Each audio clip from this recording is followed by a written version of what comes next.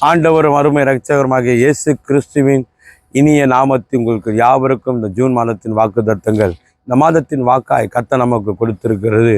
என்னாகமத்தின் புஸ்தகம் 24ஆம் அதிகாரம் 1ஆம் வசனம்.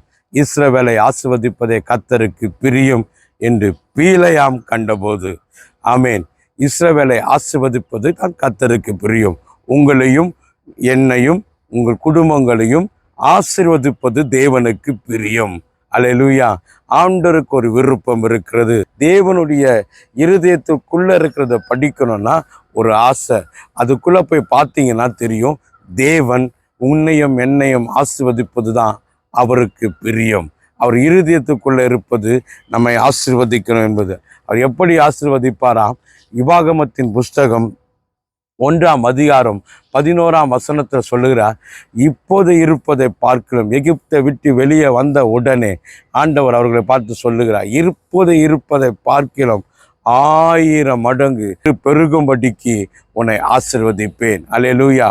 ஆமேன். உன்னுடைய கடந்த வாழ்க்கை பாவ வாழ்க்கையில விட்டு நீ வெளியே வரும் பொழுது, ஆமேன், எகிப்தை விட்டு நீ வெளியே வந்த பிறகு நீ இருப்பதை பார்க்கலாம் 1000 மடங்கு ஆண்டவர் உன்னை பெருக பண்ண போகிறார்.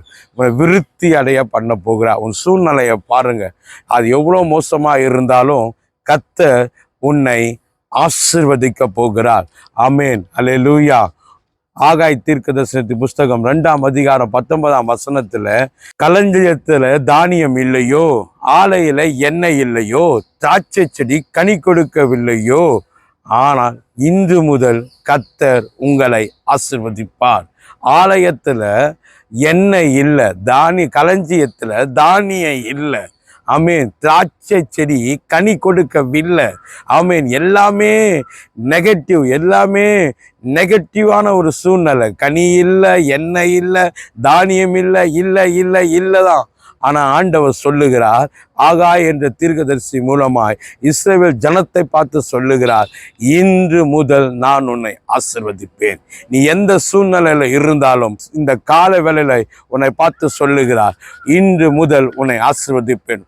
ஒன்றுமே உன்னிடத்தில் இல்லாமல் இருந்தாலும் உன்னை அவர் ஆசீர்வதிக்க விரும்புகிறார். அல்லேலூயா. ஆமென். இஸ்ரவேலை ஆசீர்வதிப்பது தான் கர்த்தருக்கு பிரியம். யார் இந்த இஸ்ரவேல்?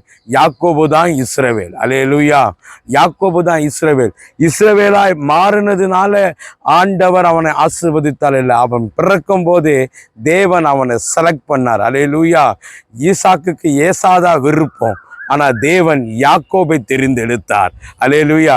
பிறக்கும் போது ஏசாவனுடைய குடிகாலை பிடித்து கொண்டு யாக்கோபு வெளியே வந்தான். வரும்போதே தன் அண்ணனை ஆளுகிறவனாய் குதிகால் ஆளுகை செய்கிறது. குதிகாலை பிடித்து கொண்டவனாய் யாக்கோபு வெளியே வந்தான். அல்லேலூயா. கூழுக்காக ஏசா சேஷ புத்திரத்தையே வித்துட்டான். ஆனால் நான் பட்டினியா இருந்தாலும் பரவாயில்ல என்று சொல்லி கூழையும் கொடுத்து அந்த சேஸ்திர புத்திரத்தை வாங்கினவன் இந்த யாக்கோபு. இந்த சேஸ்திர புத்திரம் என்பது பரிசுத்த ஆவியானவரை குறிக்கிறது. அல்லேலூயா. எதை கொடுத்தாவது அந்த புத்திர சுவாகத்தை வாங்கணும். பரிசுத்த ஆவியானவர் அதற்கு அடையாளமாக சொல்லப்படுகிறார். அதை கொடுத்து வாங்கினவன் இந்த யாக்கோபு. அல்லேலூயா. யாக்கோபை ஆமேன் ஈசாக்கு தெரிந்தெடுக்கல, தேவன் தெரிந்தெடுத்தார். ஈசாக்கை யாக்கோபை ஆசீர்வதிக்கும் போது சொன்னான், ஆதியாகமம் 28:3 சர்வ வல்லமை உடைய தேவன் உன்னை ஆசீர்வதித்து நீ பல ஜனங்களுக்கு கூட்டமாகும்படிக்கு உன்னை மிகவும் பெருக பண்ணி மறுபடியும் இந்த ஸ்தானத்தில் கொண்டு வருவார் என்று சொன்னார். அல்லேலூயா. மறுபடியும் இந்த ஸ்தானத்தில் உன்னை கொண்டு வருவார். நீ பழுகி பெருகுவ, நீ பெருங்கூட்டமாவ, நீ பரதேசியாய் தங்குகிற, அடுத்த வசனத்தை சொல்றாரு, நீ பரதேசியாய் தங்குகிற இடத்தை உனக்கு சுதந்திரமாய் தருவார். அல்லேலூயா. நீ பரதேசியாய், அவன் பரதேசியா தங்க போறான்றது தான் தெரியும். இந்த ஈசாக்கு தீர்க்க தரிசனமாய் சொல்லுகிறான், நீ பரதேசியாய் தங்குகிற இடத்தை உனக்கு சுதந்திரமாய் ஆண்டவர் தருவார் என்று சொல்லி அவனை ஆசீர்வதித்து அனுப்பினார். அல்லேலூயா. ஆதியாகமத்தின் புஸ்தகம் 38ஆம் அதிகாரம் 7ஆம் வசனத்துல நீங்க வாசிக்கும் போது ஏசாவோ யாக்கோபோ ஒன்னா சேர்ந்து இருந்தது. ஜனம் பூமி தாங்க முடியலையாம். பெருங்கோளமாய் கடந்து போனவன் 2 பரிவாரங்களோடு கூட திரும்பி வந்தான். அவனுடைய ஆசீர்வாதத்தினால பூமி தாங்க முடியாம இருந்தது. ஏசா யாக்கோபை விட்டு கடந்து போனான். அப்படியாய் கர்த்தர் யாக்கோபை ஆசீர்வதித்தார். அந்த யாக்கோபு தான் இஸ்ரவேல். அல்லேலூயா. ஆசீர்வதிக்கிறது தான் ஆண்டவருக்கு பிடிக்கும். ஆண்டவர் இந்த மனுஷனை படைச்சு அவனை பூமியில விட்ட பிறகு ஆதியாகமம் 1:28 சொல்றார், நீங்கள் பழுகி பெருகும்படி, அல்லேலூயா, பூமியை நிரப்புங்கள் சொன்னார். நீ ஆசீர்வாதமா இருக்கணும், நீ பழுகி பெருகணும். இதை கேட்டு கொண்டிருக்கிற அன்பு சகோதரனே, சகோதரியே, அல்லேலூயா, ஒருவேளை நீ தனிமையா இருக்கலாம், ஆண்டவர் உனக்கு ஒரு துணையை ஏற்படுத்தி தருகிறார். ஒருவேளை நீ திருமணமாகி பிள்ளை இல்லாமல் இருக்கலாம், கர்த்தர் உனக்கு ஒரு பிள்ளையை தருகிறார். ஏதோ ஒரு 7 விசுவாசியோடு கூட ஒரு சபையை நீ நடத்தி கொண்டு இருக்கலாம், கர்த்தர் உன் சபையை பெருக்கத்துக்குள்ள கொண்டு வருகிறார். ஏதோ ஒரு 4 பேரோடு கூட ஒரு பிசினஸ் நீ செய்து கொண்டிருக்கலாம், கர்த்தர் உன் பிசினஸுக்குள்ள ஒரு பெருக்கத்தை கொண்டு வருகிறார். உன்னை ஆசீர்வதிக்கும்படிக்கு இன்று முதல் அவர் தீர்மானம் பண்ணினார். இன்று முதல் அவர் உன்னை ஆசீர்வதிக்கிறார். ஆசீர்வதிக்கிற கர்த்தருடைய கை இறங்கி வருகிறது. 1 நாளாகமத்தின் புஸ்தகம் 4ஆம் அதிகாரம் 9, 10ஆம் வசனத்தில் வாஸ்து பார்த்தீர்கள். ஆனால் யாபேஸ் என்று ஒரு மனிதன் இருக்கிறான். இந்த யாபேஸ் தன் தாயின் கர்ப்பம், தாய் அவனை துக்கத்தோடு என்று பெற்றாள் என்று சொல்லி அவனுக்கு யாபேஸ் என்று பெயர் வைத்து அவன் வாழ்நாள் முழுவதும் துக்கம் துக்கம் என்று சொல்லி அவனை துக்கப்படுத்தினாள். ஆனால் இந்த யாபேஸ் கர்த்தரை நோக்கி விண்ணப்பம் பண்ணினார். கர்த்தரை நோக்கி விண்ணப்பம் பண்ணினார். ஆண்டவரே, ஒரு தீங்கு என்னை அணுகாதபடிக்கு நீ உன் கரத்தை வைத்து என்னை ஆசீர்வதியும் என்று வேண்டிக் கொண்ட போது கர்த்தருடைய கை அவன் மேல் இறங்கி வந்து அவனை ஆசீர்வதித்து அவன் எல்லையை பெரிதாக்குகிறது. இந்த யாபேசை குறித்து வேதம் ஆரம்பிக்கும் போது யாபேஸ் என்று மனிதன் இருந்தான், தன் சகோதரர்களிலே அவன் கனம் பெற்றவனாய் இருந்தான் என்று சொல்லி ஆரம்பிக்கிறது. அவனுடைய வாழ்க்கையை கர்த்தர் மாற்றுகிறார். ஆமீன். துக்கத்தை கனமாய் மாற்றுகிறார். வேதனையை ஆண்டவர் அவனுக்கு மகிமையாய் மாற்றி தருகிறார். அந்த யாபேசின் தேவன், அல்லேலூயா, நீயும் இந்த கால வேளையில ஜெபிக்கும் பொழுது கர்த்தர் உன்னை ஆசீர்வதிப்பார். உன்னை ஆசீர்வதிப்பதுதான் கர்த்தருக்கு பிரியம். லூக்காவின் புஸ்தகம் 6ஆம் அதிகாரம் 38ஆம் வசனம் சொல்லுகிறது, கொடுங்கள் அப்போது உங்களுக்கு கொடுக்கப்படும். நீ தேவனுக்கு கொடுக்கும் போது கர்த்தர் உங்களை ஆசீர்வதிக்கிறார். கொடுக்கிறவங்களை தேவனுக்கு பிடிக்கும். ஆமேன். மல்கியா 3 ஆண்டவர் சொல்லுகிறார், ஆமேன், என் ஆலயத்தில் ஆகாரம் உண்டாக்கும் படிக்கு உன்னுடைய காணிக்கைகளை கொண்டு வந்து கொடு, நான் ஆசீர்வதிக்கிறனா இல்லையா என்று 3:10 சொல்றான். ஆசீர்வதிக்கிறனா இல்லையா என்று சோதித்து பாரு என்று சொல்லுகிறார். தேவனுக்கு கொடுத்து பாருங்க. அவர் கொடுத்துட்டு அவர் திருப்பி கொடுக்கிறாரா சோதிச்சு பாருங்க. அதே தேவன் தான் சொல்லுகிறார், கர்த்தரை பரிசோதிக்காமல் இருப்பாயாக. சோதிக்க கூடாது சொல்லார். ஆனா காணிக்கையில நீ கர்த்தரை சோதித்து பார். கர்த்தர் அதற்கு அதிகாரம் கொடுக்கிறார். கர்த்தர் உன்னை ஆசீர்வதிக்கிறார். கொடுங்க. இந்த பேதுரு இரா முழுவதிலும் 3 நாட்கள் அவன் மீன் பிடிக்கிறான். மீன் பிடிச்சாலும் ஒரு மீன் அகப்படல. ரா முழுவதிலும் போராடினான்.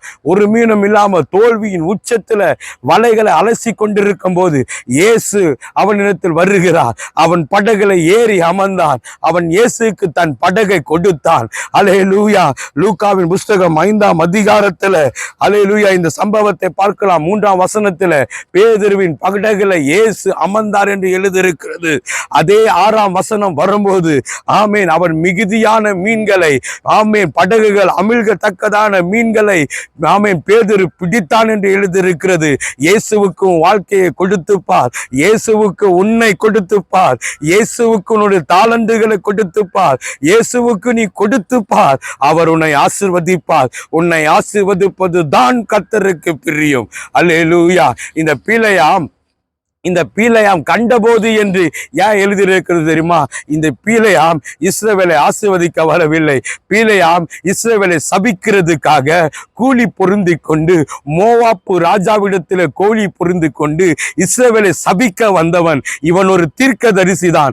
ஆனாலும் இஸ்ரவேலை சபிக்கிறதுக்காக கூலி பொருந்தி காசுக்காக சபிக்கிறதுக்கு வந்தான். அவன் 3 முறை மலையின் உச்சியிலே ஏறி 3 முறை 7 பலிபீடங்களை கட்டி 7 கடாக்களையும் ஆட்டுக்குட்டிகளையும் காளைகளையும் பலியிட்டு கர்த்தர் அவனுக்கு உத்தரவு கொடுப்பார் என்று காத்திருந்த போதிலும் 7 மலைக்கு ஏறினாலும் ஆமேன் 7 பலிபீடங்களை கொடுத்தாலும் இரத்த தானங்கள் செலுத்தினாலும் இஸ்ரவேலை ஆசீர்வதிப்பதுதான் கர்த்தருக்கு பிரியம். என்ன மந்திரம் பண்ணாலும், எந்த செய்வினை பண்ணாலும், எத்தனை பேர் எழும்பினாலும் தேவனாகிய பிள்ளையா இருக்கிற உன்னை ஆசீர்வதிப்பதுதான் கர்த்தருக்கு பிரியம். நீ குறுக மாட்டாய், நீ குன்றி போக மாட்டாய். வானத்தின் நட்சத்திரங்களைப் போல கர்த்தர் உன்னை பெருக பண்ணுவார். அல்லேலூயா. இந்த மாதம் பெருக்கத்தின் மாடும். அல்லேலூயா. அவன் சொல்லுகிறான், ஆமென், இஸ்ரவேலின் தேவன் பொய் உரையாதவர். காண்டாமிருகத்தின் பலன் அவர்களுக்குள்ளே இருக்கிறது. ராஜாவின் ஜெயகம்பீரம் அவர்களுக்குள் இருக்கிறது. இஸ்ரவேலுக்கு விரோதமாய் மந்திரம் இல்லை, யாக்கோபு விரோதமாய் குறி சொல்லுதலும் இல்லை, மந்திரமும் இல்லை, குறி சொல்லுதலும் இல்லை. எத்தனை பேர் எழும்பினாலும் கர்த்தர் உன்னை ஆசீர்வதிப்பதை ஒருவனாலும் தடுக்க முடியாது என்று சொல்லுகிறேன். அல்லேலூயா. கர்த்தர் உன்னை ஆசீர்வதிப்பாராக. தேவன் உன்னை ஆசீர்வதிக்கும்படிக்கு இந்த மாதத்தை தெரிந்தெடுத்துகிறார். இஸ்ரவேலை ஆசீர்வதிப்பதுதான் கர்த்தருக்கு பிரியம். 3 பலிபீடங்களை கட்டி 3 மலை மேல ஏறி உச்சியிலிருந்து அவன் பார்த்தாலும் இஸ்ரவேலை ஆசீர்வதிப்பதான் என் ஆண்டவருக்கு பிரியம். எத்தனை பேர் எழும்பினாலும், எத்தனை மந்திரவாதிகள் எழும்பினாலும், எத்தனை சூனியக்காரர்கள் எழுந்தினாலும், எத்தனை பொல்லாத மனுஷர்கள் உண்மையில் எரிச்சலானாலும், எத்தனை இனத்தார் ஜனத்தார் உனக்கு விரோதமாக எழும்பினாலும், இதை பார்த்து கொண்டிருக்கிற அருமை மகளே, உன்னை ஆசீர்வதிப்பதுதான் கர்த்தருக்கு பிரியம். மகத்துவமான தேவன், மகத்துவத்தின் தேவன், ஆமே, இந்த காலை வேளையில இறங்கி வந்திருக்கிறார். உன்னை ஆசீர்வதிக்கும்படிக்கு இறங்கி வந்திருக்கிறார். மெல்கிசேதேக்கு எப்படி ஆபிரகாமை ஆசீர்வதிக்க இறங்கி வந்தாரோ, இயேசு கிறிஸ்து எப்படி ஆசீர்வதிக்கும்படிக்கு இறங்கி வந்தாரோ, அதே போல இந்த காலை வேளையில பரிசுத்த ஆவியானவர் நீ இருக்கிற இடத்துல உன்னை ஆசீர்வதிக்கும்படிக்கு இறங்கி வந்திருக்கிறார். கர்த்தருடைய கை உன்மேல் இறங்கி வரும். உன் எல்லைகள் பெரிதாக்கப்படும். ஜெபிப்போமா?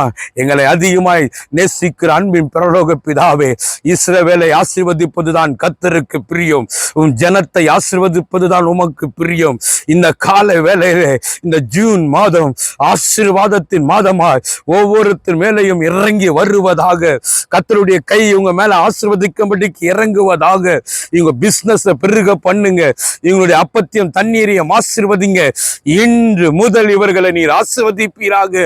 இவர்களுக்கு விரோதமாய் இருக்கிறவர்கள் லட்சை அடைவார்களாக, வெக்கம் அடைந்து போவார்களாக. கர்த்தர் இவர்கள் கொம்புகளை உயர்த்துவீராக. இயேசு கிறிஸ்துவின் நாமத்தினால சொல்லுகிறேன், இவர்களுக்கு விரோதமாய் மந்திரம் இல்லை, இவர்களுக்கு விரோதமாய் குறி சொல்லுதலும் இல்லை. இஸ்ரவேலை ஆசீர்வதிப்பதே என் கர்த்தருக்கு பிரியம். இந்த காலை வேளையிலே கர்த்தர் உங்களுடைய முகத்தின் பிரகாசத்தை இவர்கள் மேல் பிரகாசிக்க பண்ணுவீராக. உன் பிரசன்னம் அவர்களை சூழ்ந்து கொள்வதாக. பரிசுத்த ஆவியானவர் இதை பார்த்திருக்க ஒவ்வொருத்தரையும் இந்த காலை வேளையிலே ஒரு ஆசீர்வாதத்தின் அபிஷேக தைலத்தினாலே நிரப்புவீராக. Fill me Holy Spirit. ஒவ்வொருத்தரையும் நிரப்புவீராக. கர்த்தருடைய கை ஆசீர்வதிக்கும்படிக்கு இறங்கும்படிக்கு நான் ஜெபிக்கிறேன். இயேசுவின் நாமத்தினால இவர்களை ஆசீர்வதிக்கிறேன். ஆசீர்வாதமாய் இருப்பார்களாக. இயேசு மூலம் பிதாவே, ஆமேன், ஆமேன். God bless you. கர்த்தர் உங்களை ஆசீர்வதிப்பாராக.